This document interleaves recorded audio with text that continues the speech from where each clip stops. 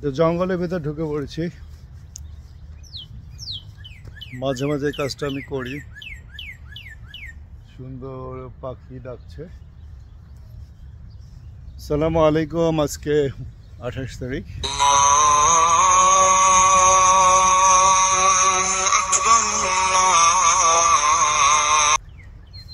তো অনেক সুন্দর একটা জায়গা, পাখি বেশ ভালোই গান শোনা যাচ্ছে। আস্তে আস্তে একটু জঙ্গলের ভিতরে আমি ঢুকবো। জঙ্গলের ভিতর ঢুকতে আমার বেশ ভালোই লাগে, পাখির ডাকও শোনা যায়। ওই যে ওই দিকটা দেখতে পাচ্ছেন আপনারা,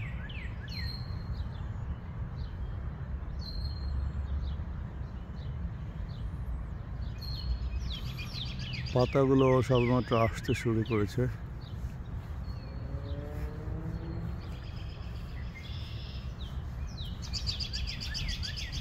অনেক পাখি, এই পাখিগুলো শীতকালে কোথায় থাকে বরফের ভিতরে আমি জানি না।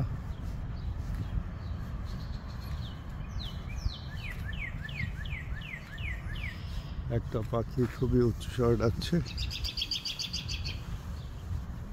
এই গাছে একটা পাখি রয়েছে। বাংলাদেশে ওই পাখিগুলোর ডাক কিছু সিমিলার।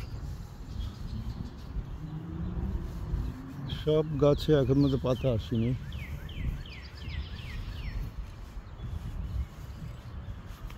পাতা হয়তো চলে আসবে। আর 2 উইক্সের ভিতরে এই যে এত বড় গাছ শুধু দাঁড়িয়ে আছে, কোনো পাতা নেই। পাতা আসতে শুরু করেছে, সবুজে সবুজে ভরে গেছে ঘাসে। এই সবুজগুলো আগে ছিল না, কারণ যখন ঠান্ডা থাকে তখন সব মাটি হয়ে যায়, ঘাসগুলো মারা যায়।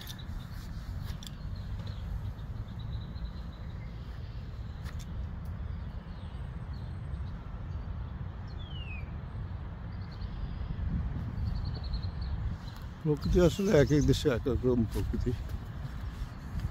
কানাডার প্রকৃতির যে একটা প্রাণচঞ্চল ভাব, এটা চলে আসে এই এপ্রিলের শেষ দিকে অথবা মে মাসের প্রথম দিকে।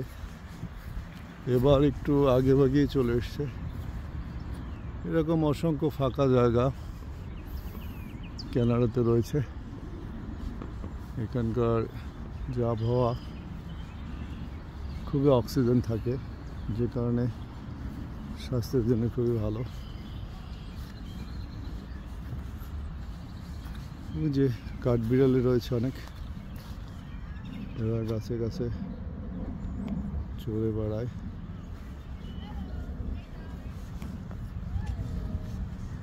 মানুষ দেখলে অতটা ভয় পায় না, কারণ মানুষ এদের তেমন কোনো ক্ষতি করে না।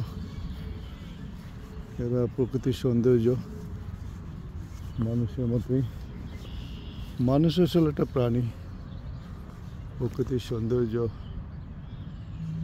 বজায় রাখার জন্য,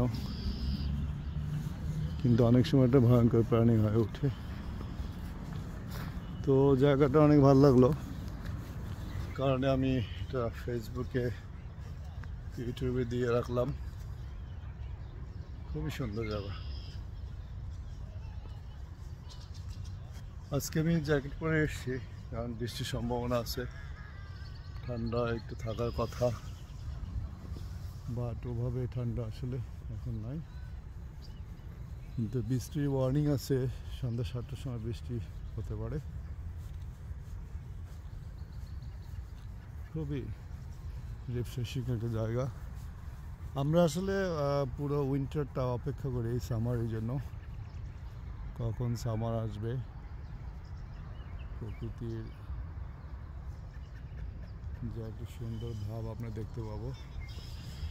তো ওই সময়টা এখন চলে এসছে। আশা করি আগামী দিনগুলো একটু ভালোই আবহাওয়া থাকবে।